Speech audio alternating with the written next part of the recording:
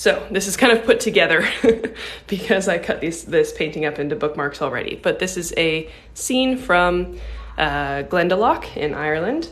I was there a couple weeks ago, and so we're going to be painting this little landscape. So I'm going to kind of go back and forth between our painting, and then I'll bring this back out so we can kind of look at this.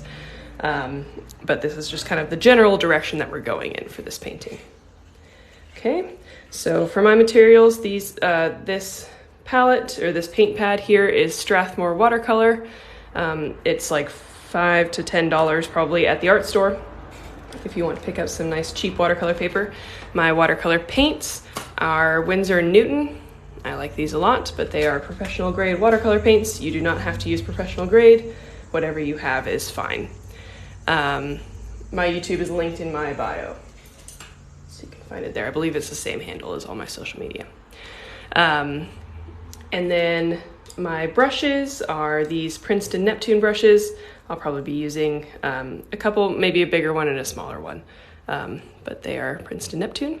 And then all of my art supplies are linked in my bio. I have an Amazon storefront that is set up with everything that I've ever tried and all the products that I recommend at different price points and all that. So if you're looking for some art supply recommendations, that is where you can find those. Again, link in my bio has my YouTube, where this will be uploaded, and then it also has all my art supply recommendations for you.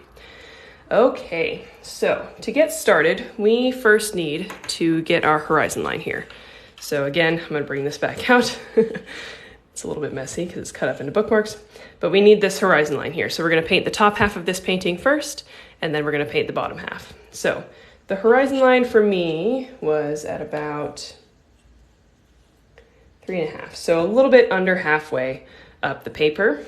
So I'm just gonna mark that. I'm gonna use a ruler. You do not have to if you don't want to, but I'm going to mark 3.5 on this side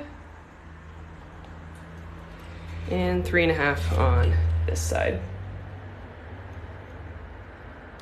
So that's a little bit under halfway up the paper that we want our horizon line. And then for the horizon line, you can either just use a straight across line with your pencil if you want, or if you want to save yourself a little bit of time making a nice straight horizon line, you can use some tape. I like to use masking tape. This is just Scotch masking tape from the hardware store. And I like to, it's pretty wide, so I like to rip it in half lengthwise and use that to make a nice straight horizon line.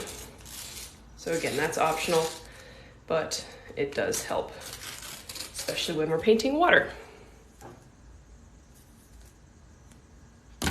Ooh, sorry. Okay, so I've got my tape here, and I'm just gonna connect those 2 points on the sides and make sure we press that down with our nail. Okay, so now we have our top half and our bottom little less than half that we're going to use. Okay, and then after you're done with that, we're going to take a little drop of water on our brush and put that in every watercolor pan that we have. Now we might not use all of our colors, but you never know, and it's just good to get them all ready. And this just starts to dissolve the paint and get it ready to be mixed. You could use a spray bottle for this as well, but I've always just done this, so this is what I'm doing now. And just before we get started with painting, I do want to mention that this is all just for fun. We are all just here to paint together and be creative together, and I'm here to teach you a little bit. So don't put too much pressure on yourself to make a masterpiece here. We are just painting for an hour, and this should be kind of a low stress environment for you. So don't worry too much about the outcome of the painting. As long as you learned something and you had fun, that's all you should be worried about. So be gentle with yourself, be nice to me, please, be respectful in the comments, all that jazz, and we'll have a nice fun afternoon. In the market for more paints. No, I do need to get some more to fill up the pans that are nearly empty here, but I've been putting off a trip to the art store. I do have a YouTube, it's linked to my bio. Okay.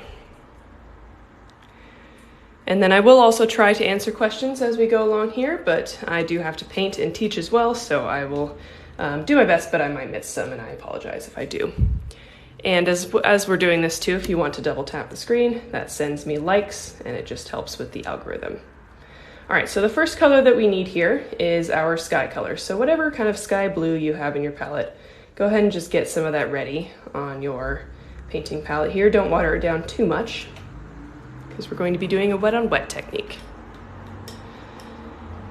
So grab whatever color you want for your sky. You could use purple, you could use whatever you want. I'm gonna use sky blue though. And, sorry, I'm gonna answer the questions.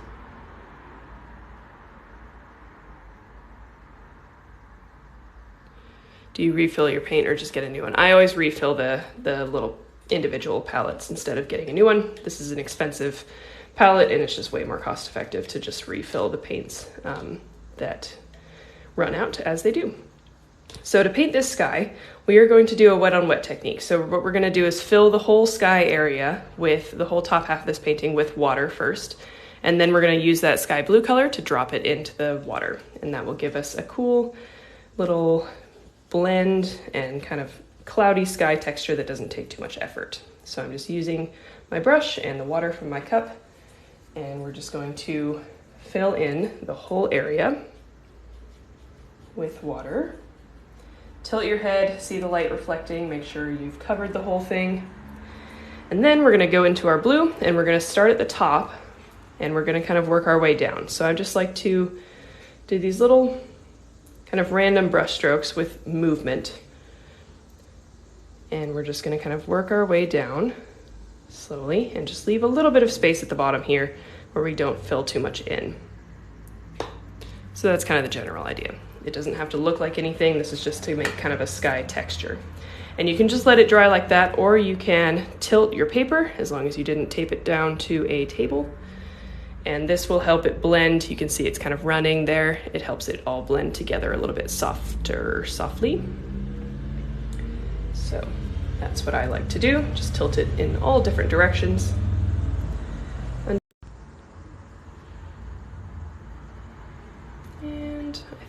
Getting pretty close.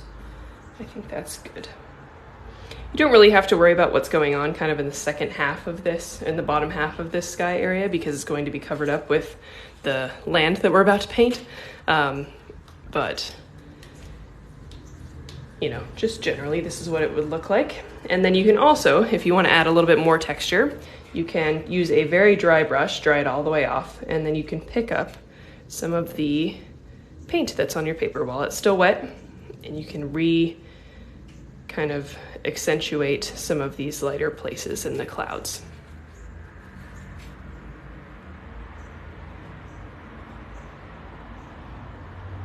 So I'm just drying off my brush with my paper towel, and then I'm just kind of bouncing it around the paper to give me that cloud texture.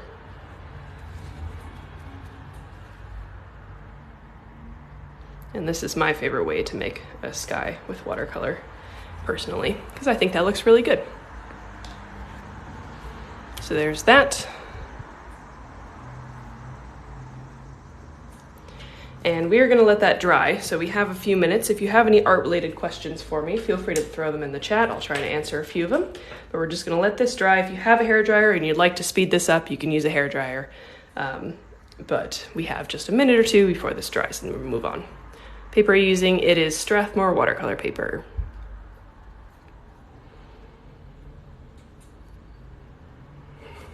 It's crazy how that works, yeah. It's a good technique. Will this be posted later? Yep, it'll be posted on my YouTube. It's linked to my bio. What is the best way to make your lines clean? In watercolor, it is hard to do that. Watercolor kind of has a mind of its own. So the best way to do that is to just accept that the lines may not be clean, but also practice, and practice does help. Paper I'm using, I already answered that. Mine looks nothing like that, that's okay. It does not have to look like mine. Mine is not the only way that it needs to look. When did you start painting? When I was a young child, and I just haven't stopped. Does this work on canvas too? So watercolor doesn't really work very well on canvas. You can absolutely try it if you're curious, but it works better on watercolor paper, which is made specifically to absorb to absorb water and paint like this. Beginner watercolor must-haves. Again, I would say you should check my bio. I have a link in there that's called art supply recommendations, and I have all my art supplies there that I would recommend for you. Some good beginner ones in there. Does the dryer not move the paint and water around? Not really. As long as you're not holding it like directly close to the paper, it shouldn't move the watercolor around too much. Do you do these sessions often? I want to budget for supplies to do this on weekends. Yep, I do this every Saturday, 3 p.m. Eastern time. I've been off for a few weeks, so that's why we're back now. But yeah, Saturdays at 3 p.m. Eastern time most of the time. Show the inspiration again, please. I will in a second. Have you ever tried the brushes that hold water? What's your opinion on those? Yes, I do. Those are these. So they have water in the barrel here, and then you squeeze it. The brush is in here, and you squeeze the brush, and the water comes out on the paper or on your palette. And I like them. They are good for travel, especially, or plein air painting, when you can't like carry a cup of water around with you. So I'd recommend, they're good to have. I don't use them all the time, but they're good to have. How to not rip the paper when you're lifting tape. Heat it up with a hairdryer first. Okay. Good questions, everybody. And thank you all for the likes as well. We're up to 17,000. That's pretty cool. And hello, everyone. Got almost 2,000 people here. I love those brushes. Yeah, I agree. Okay. My paper is nearly dry here. Again, if you want to use a hairdryer to speed that up, you can. And then I'm going to show you the inspiration and show you where we're going next. So we have our painting here that has been cut up into bookmarks. That's why it's in pieces. But we're going to start painting these hills in the background here. Okay, so this is going to be kind of a multi-layer situation. We're going to do a base layer, and then we'll put another layer on top with a little bit more detail. Okay, so to do that, we are going to grab our pencils and kind of map out where we want this hill to be. So I'm going to go kind of halfway up my paper here, halfway up the sky section, I should say.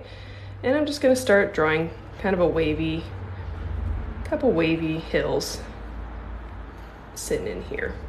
That's really light because you can see the lines there. But we're just drawing a few wavy hills that kind of overlap each other and go halfway up the sky section. So feel free to make it your own, make your hills your own shape, whatever you'd like. And then we will mix the colors, don't overthink it. So for this first layer, we will need two colors. So we need a lighter green and then kind of a darker bluish green. And I will walk you through mixing both of those colors. So I like to mix my greens by starting with just whatever green I have in my palette, which is a sap green, I think. And then for the lighter green, I like to add yellow instead of white. So I always like to add color instead of white or black. So to make a lighter green, I'm going to add yellow. And then to make the darker green, we're going to add blue to the same green. So I'm going to add that green to another section. And then I'm going to add a little bit of blue and maybe a little bit of brown as well. And that will make a darker green without having to add black.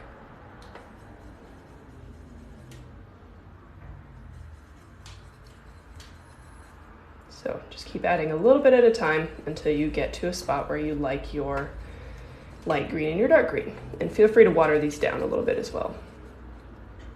I will swatch these for you too. And I'm sorry for the light that's coming in here too. That's probably not a great spot for the light to be.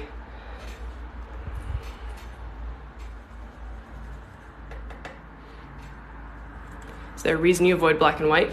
Yeah, so generally black and white tend to dull down your colors because they are not, black is a mixture of all colors, and so it can kind of dull down your the color that you're working with. And if you add yellow or blue, it just makes it a little bit more vibrant. And that is just a personal preference. It does not matter if you'd like to use black or white, you definitely can. I've just found that this is better than just adding black or white.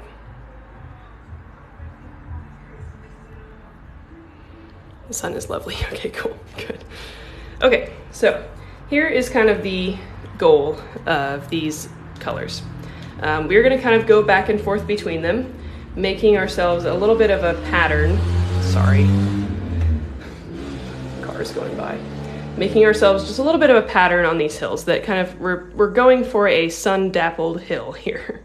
So I'm going to kind of show you, and then, because that's going to be a better way than explaining, and then you can go ahead and do it. So I'm starting with my light green here, and I'm just going to start in certain places on my hill, and I'm just going to kind of fill in some random spots here. I kind of like to go with the contour of the hill a little bit, and we'll just fill in a few spots kind of like this. And then we'll switch to the darker green, and before that light green has a chance to dry, we'll fill in the in-between spots. So these colors should blend together a little bit, but there should be spots where you can kind of still see, you know, oh, that's the darker color, and oh, that's the lighter color. So we're just gonna kind of do this in sections,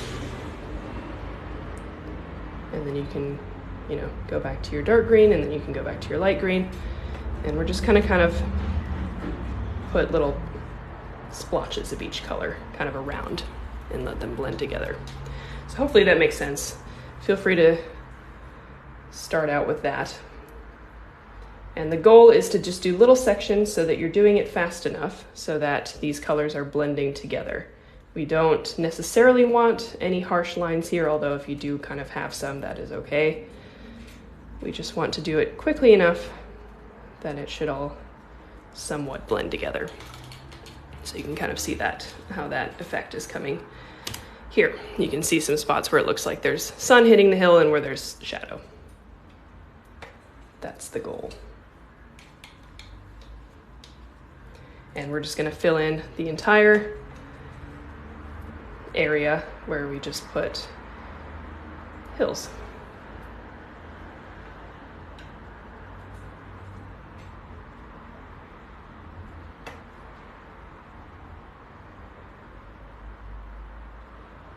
For the top of the hill, I do like to make sure I add texture, so it's not just a smooth line. We want to make it a little bit more of a bumpy line, so that it doesn't just look like, you know, so it doesn't look like we just drew a generic hill. We want some texture and some, you know, unevenness at the top of the hill.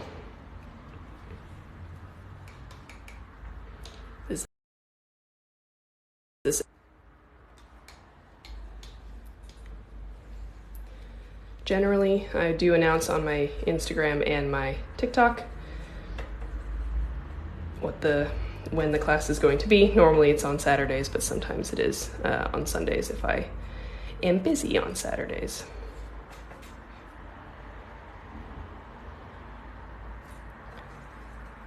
And while I have you all here too, my Instagram is linked in my bio as well. It's the same handle as TikTok, and I'm at 19.9 thousand followers, I think, and it really bothers me because I've been there for a few days. So if you want to follow me on Instagram and get me to 20,000, that would be awesome. I post reels and my art that I do on my own time over there, so it would be lovely if you want to go follow me on there too.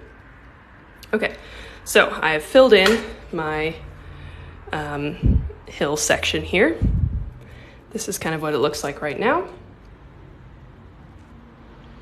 And we're going to let that dry and then add some texture and some more shadow.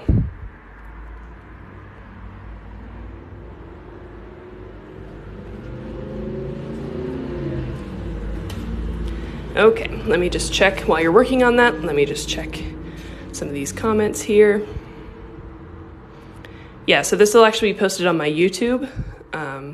My Instagram changed, so I'm not allowed to upload long videos there anymore. They are steering away from the long videos, so I am uploading these to YouTube. And my YouTube is linked to my bio. What's going on at the bottom? This will be a water section, but we're just working on the top section right now. How do you set your camera up? I have a tripod. Just got my first watercolors. Too excited. That's awesome. I hope you enjoy. Watercolor is Winsor Newton. That's the watercolor brand. Again, all of my art supply recommendations are linked in my bio as well. There's a tab called Art Supply Recommendations, so if you have any questions or need some suggestions on art supplies, that's where you can look. How do you know when the paint is too watery or not enough? Honestly, it just takes practice. You have to paint, a few watercolor paintings, and then you'll kind of figure that out. Thank you. Vivid color hairstylist, thank you.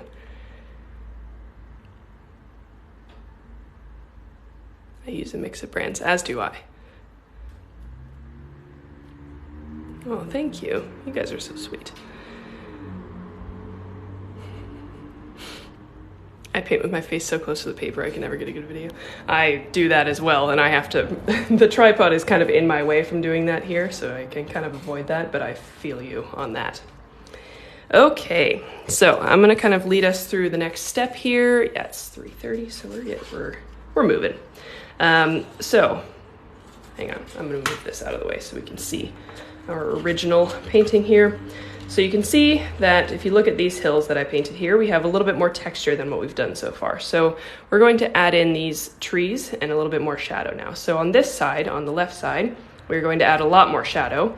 And then kind of in the middle here, we're gonna leave it a little bit more of the texture that we just put down. And then again, on this right side, we'll add a little bit more shadow. So it kind of funnels your view through the painting and to the center, having those dark areas on the sides.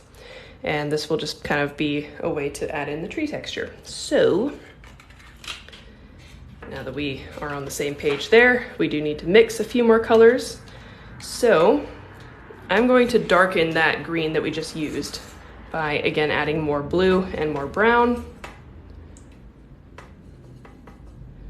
So I'm gonna add blue to it and brown. And we want a pretty dark green at this point. We want to get kind of at the bottom end of the color spectrum so that we can have that contrast. So I'm just going to keep adding until I like the color that it is. You can really add any dark color that you want to this and it will darken it up. Okay, so here is that dark green color. You can see that's much darker than that green that we just used for the hill.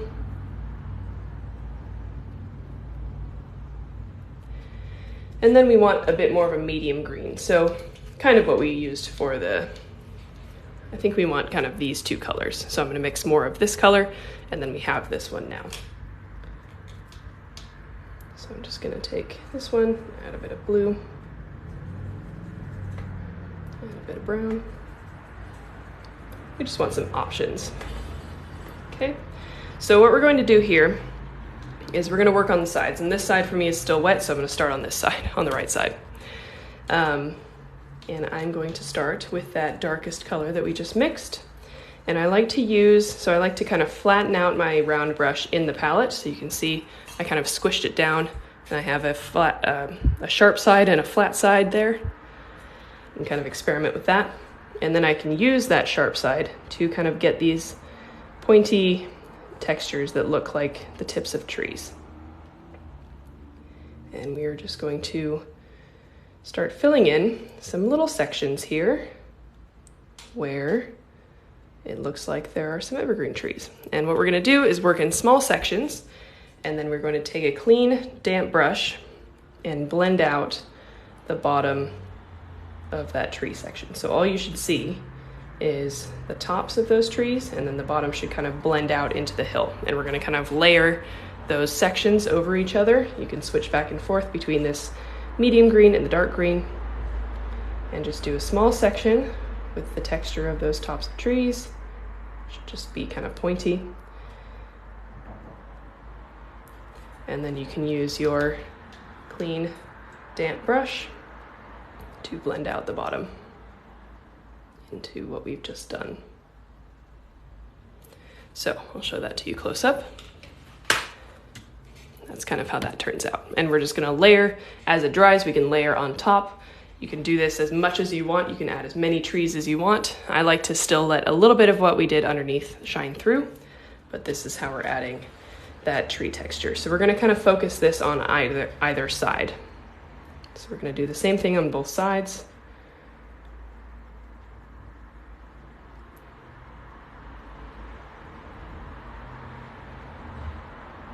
Adding in these trees and then blending them out with the brush. So I like to, with that damp brush, I like to clean it off, dry it off part way, and then just blend out that bottom. It does not need to look perfect. Don't worry about making it exact every time. Usually the little differences that you get, little individual differences, are what actually makes it look the best. So don't feel like you have to make it perfect. You can even fill in some bits there all the way with that dark color. Like I said, we're trying to make these edges darker.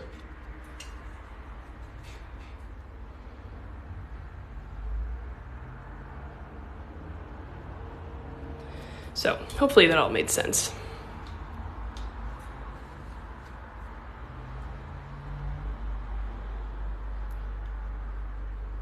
And you can this is where you can kind of be creative and figure out where on your painting it makes the most sense to have some trees and where it makes most sense to leave it just with this texture that we just did in the background.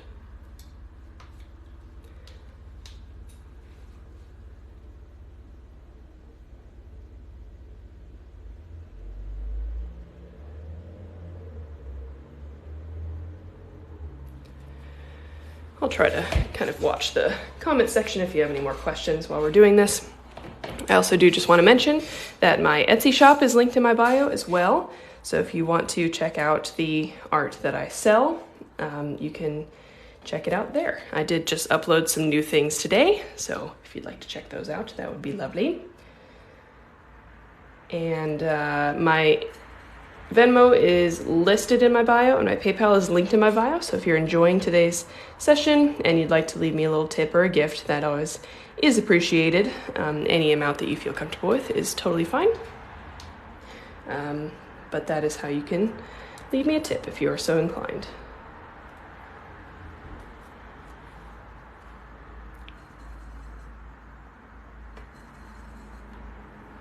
How long have you been painting? I've been painting since I was, 3 or 4 years old. As soon as I could hold a brush, I just always enjoyed it. So I've had lots of practice and lots of experience. Is that dope Powerline one with the birds you did on there? No, I don't think so. Not yet. Tips for beginners. Practice a lot and don't be afraid to make bad paintings, because you will make bad paintings. I make a lot of bad paintings still. It is just a part of being an artist, and if you are starting your art journey as an adult, it can be uncomfortable because we feel like we need to be good at things right away. So just understand that it is okay to not be good at it. It does not mean that you cannot be an artist. It just means that you have to practice. Just like everybody else who has ever been an artist needs to practice a lot. So, and paint what you like. Don't feel like you need to paint a certain thing. Paint whatever you feel like inspires you.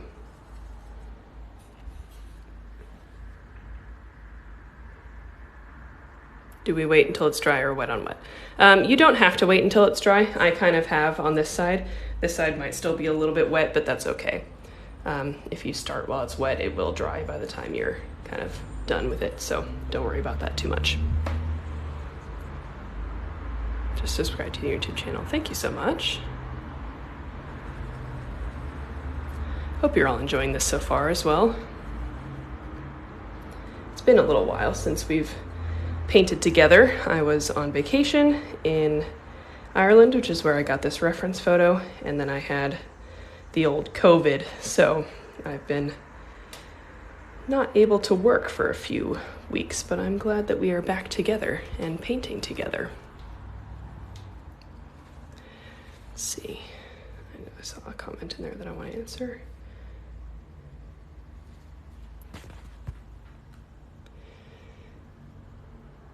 I did a bad painting just after I finished one I liked. I feel like that always happens. I'll make a good painting that I'm really proud of, and I'll be like, oh, I finally made it. Like, I'm a good artist. I don't make bad paintings anymore. And then the one right after that will be just absolutely terrible. And I'm like, yep, there it goes. I've lost it again. So it really just, it never ends. I don't know if that's comforting to hear or not, but you will never stop making bad paintings. So it's good to just accept it, I suppose. This took a dark turn. How do you keep it from getting muddy looking? That is just from practice and knowing like what colors can mix together and what colors shouldn't, or like when you want it to be muddy on purpose. I don't know if I can really give you like a specific answer on that, because it's just a lot of practice of figuring out when that will happen and when it won't. How do you know when a painting is done? Also lots of practice. I think stepping away from it helps a lot, because if you're kind of up here really close to it while you're painting, you can kind of get in the details. And so if you have the wherewithal to say, okay, I'm just gonna, take a couple steps backward here and look at it from a distance. And I mean that literally, like putting it on your desk and stepping back in the room and looking at it. You can kind of be like, okay, I think I need to work on that spot there and that spot there, and then we'll call it done. I think if you keep your head into it for too long, you can kind of lose sight of when it really still needs work and when it's actually done. But it also just takes a lot of practice as well. It takes overdoing a lot of paintings to know when you're about to overdo it. It is comforting to hear. Good. What is your favorite medium? I kind of rotate between a few. I like acrylic paint, watercolor, gouache, and oil paint. And they all have their pluses and minuses, I suppose.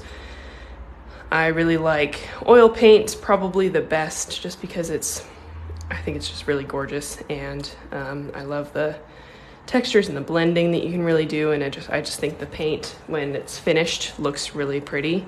And I think it's honestly one of the easiest mediums once you learn how to use it, because it's so forgiving, and so you can make a lot of mistakes and cover it up later. So I would say oil paint is probably my favorite. Watercolor and gouache followed closely, and then acrylic is probably my least favorite of the ones that I use most often, just because it dries so fast. Have you ever done a painting where one side is better than the other? Oh yeah. Or where there's like one little spot where you're like, I just want to cut that part out. Absolutely. Can you explain gouache? Is it a method or a type of paint? Gouache is a type of paint. It is, if you imagine watercolor paint like in a tube, and then you add, in the cheap paints, they just add chalk, but basically it's an opaque watercolor paint. So you can paint with it without adding too much water, and it will be opaque, or you can water it down and it will be somewhat transparent. So it's a very cool medium to use.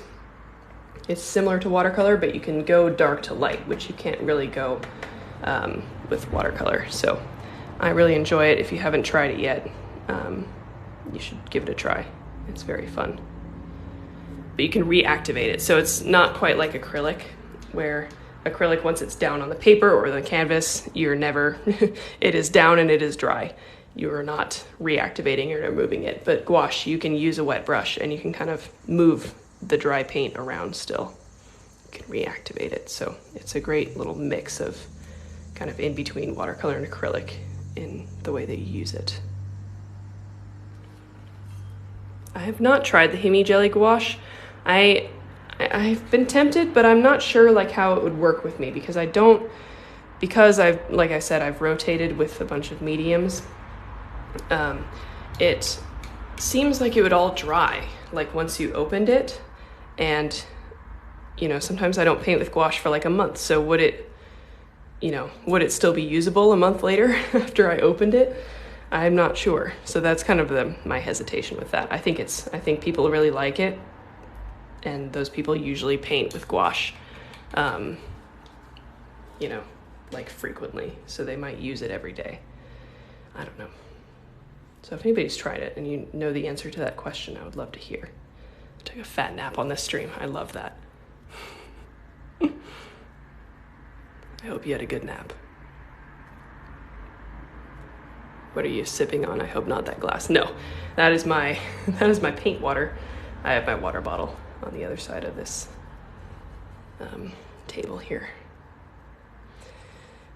Quick note, I'm kind of working towards the center here from the outside, and I'm just going to kind of fade out this detail as we work here towards the center. The center is the furthest point away from us as the viewer standing right here. And so we want to kind of fade the details out as we get towards the further away parts of the painting, if that makes sense. So I'm just going to kind of add smaller and smaller tree details and less. So there's still a little bit of detail out here, but just not too much. And I'm going to blend it out.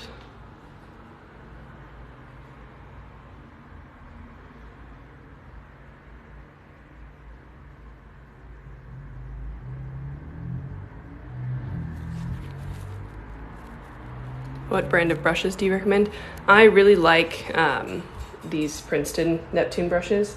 They're for watercolor, and I've had them for, I think, 2 years now, and they hold up really, really nice. They're a little bit of an investment. I don't think they're that expensive, but especially because you can keep them for 2 years, at least as far as I'm concerned. And they work amazing. So I really like these. Again, they're linked in my bio in that art supply recommendations tab.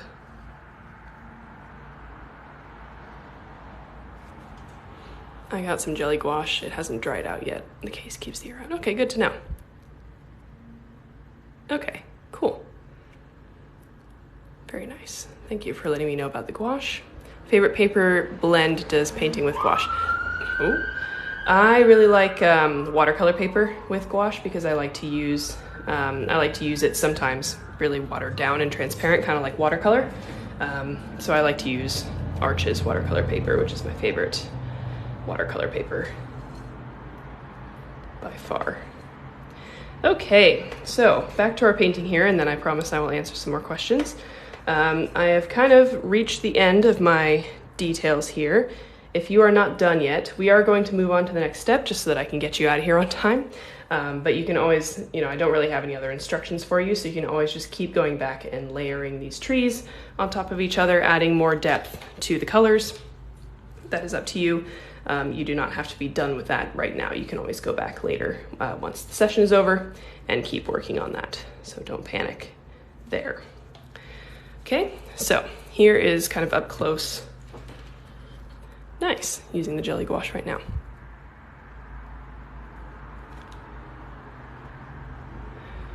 So here's what this looks like right now. We've got these hills with the trees. And now, everybody's favorite part, we get to take off this tape and work on the bottom section of this painting. Oh yes, that's the best part. Beautiful. So now we have a nice straight horizon line for us to work with. And we have a few colors to mix. So I'm gonna bring these back and show you what we're dealing with here.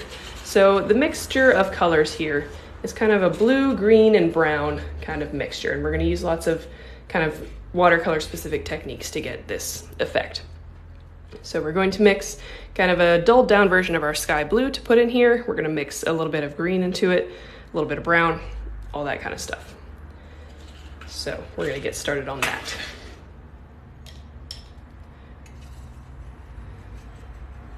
Colors don't really need to match mine exactly again either. We're just kind of giving you an idea of where we're going with this. So for gouache, also I forgot to mention the brand that I use. I use M. Graham gouache that I'm really enjoying.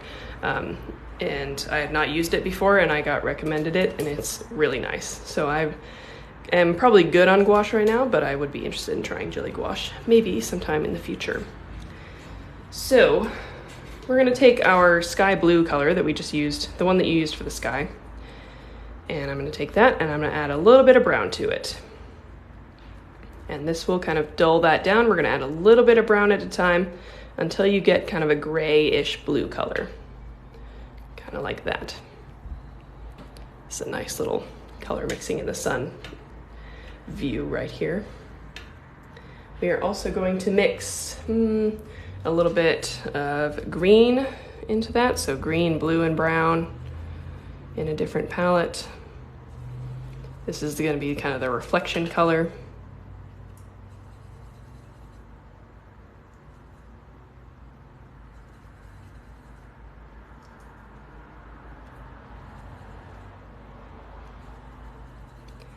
And then we'll do kind of a pure brown color.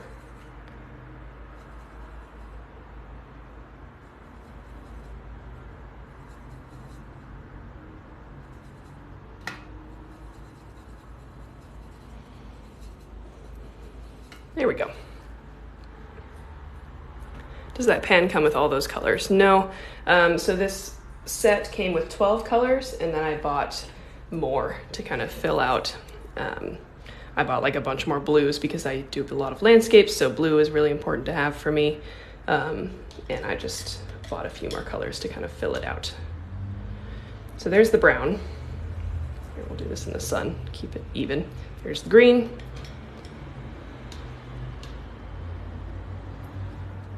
And here's the blue. So these kind of colors that are going to look like the water eventually.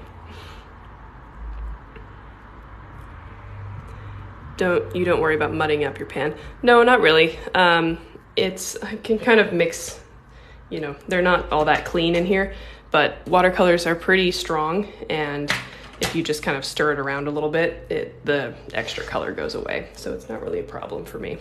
I know some people are a little bit more anal about their color mixing, but I just don't really care all that much. Okay, we're gonna see if all this can fit in the sun so that we don't get any weird shadows or anything. Okay, so we're gonna do a bit of a wet on wet technique to start out with, and then as it dries, we're just gonna kind of keep adding texture so that it blends together, and then we'll kind of end with some dry brushing.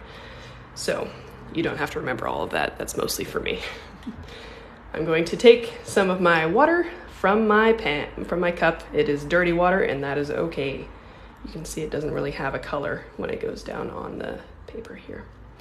So we're gonna fill this in all the way up to try and get somewhat of a straight line at this horizon line.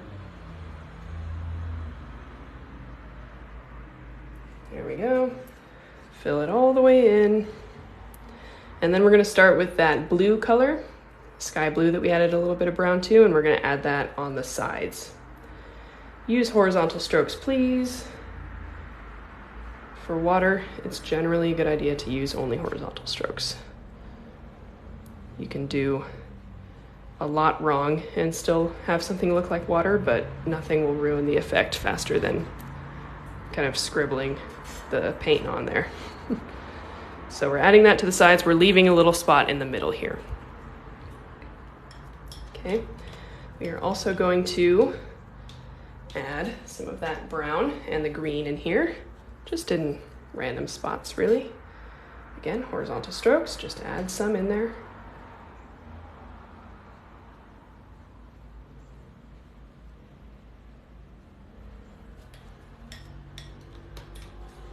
I promise it's gonna look better later. Same with the green. This green, I'm gonna kind of concentrate right underneath these side land areas here, just for now.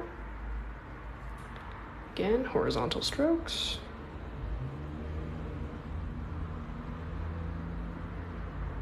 Okay, now that we have all those colors down and it's a little bit of a mess, we are going to take our brush, dry it off all the way on our paper towel, and then start using, again, horizontal strokes and picking up some of that color. Just do a little bit at a time, dry off your brush again, and then do a little bit more. And this is just going to add texture and these kind of ripple effects.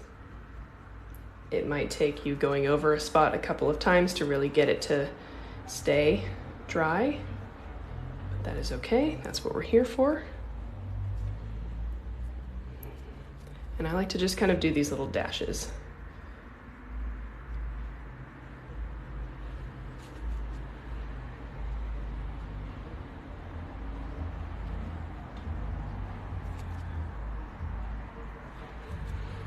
I also can't see very much because I'm looking at this paper and it is very bright. So I apologize if I need to take a minute to see the comments.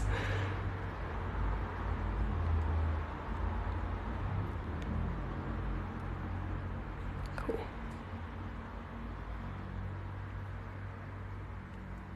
Okay, cool. Nobody's actively panicking in the comments, so that's always good. Okay, so we're just going to keep doing this. You can do this as long as the paint is wet. So until the paint dries, you can keep adding these ripples. That is up to you. If you feel like you've gotten to a place where it looks good and you want to stop adding these ripples, then you can stop.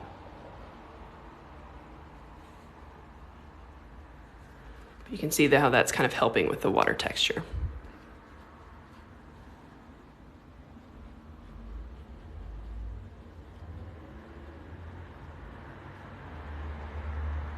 Okay, I think that's good. Now, it's kind of, my paper is drying. I can see it drying in the sun. So I'm going to go back to our other colors. And just with the very tip of my brush, I'm going to start kind of adding some more detailed horizontal strokes. And since your paper should be mostly dry by now, especially because we picked up a bunch of paint with our brush, you should be able to add some of these more detailed waves. And I like to focus these in the foreground, so closest to the bottom, that's closest to us as the viewer, and then kind of up the sides a little bit. And we don't want to overdo this either.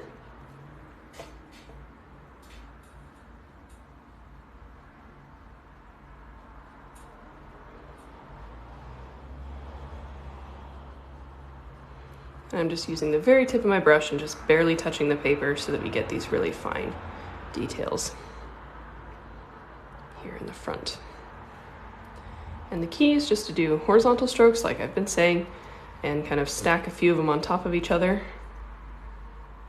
in certain places, and that will give you these pretty easy waves.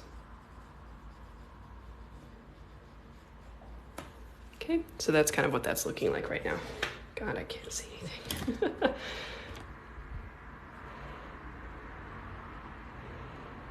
So that's kind of where that's going.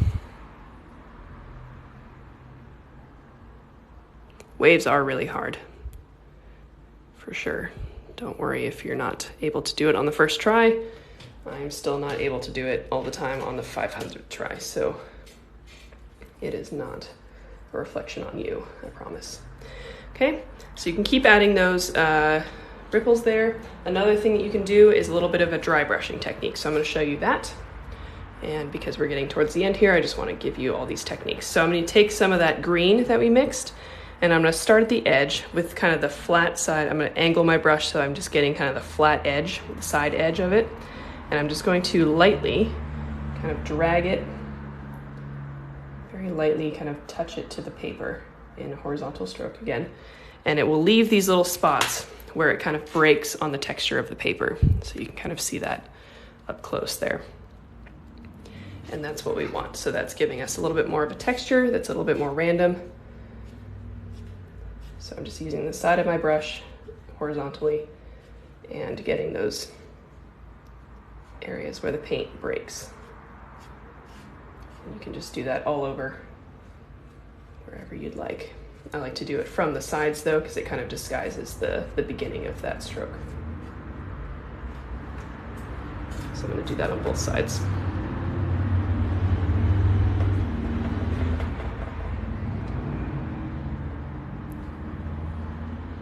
How do you pick your pictures to paint? You paint to sell prints? Do you take the reference photo yourself? I usually just go off of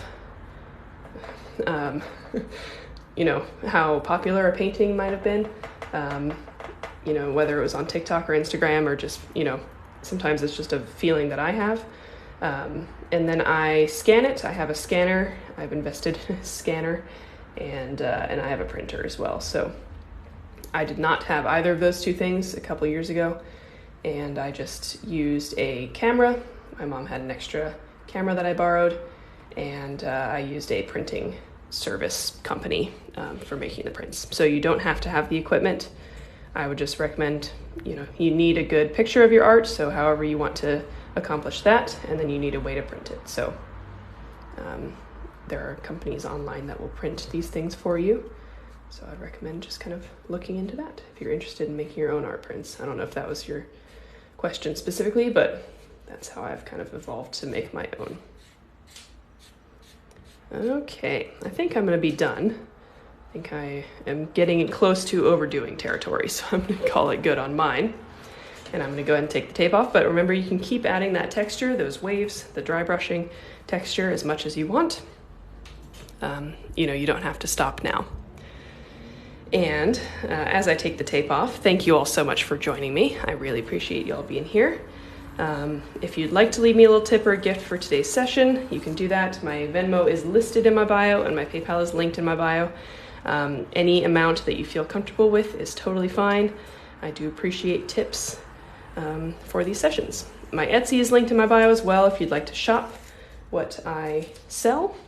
And my YouTube is linked in my bio as well if you'd like to see all of the previous Paint and Sips. So Paint and Sips 61 through today's will be on YouTube.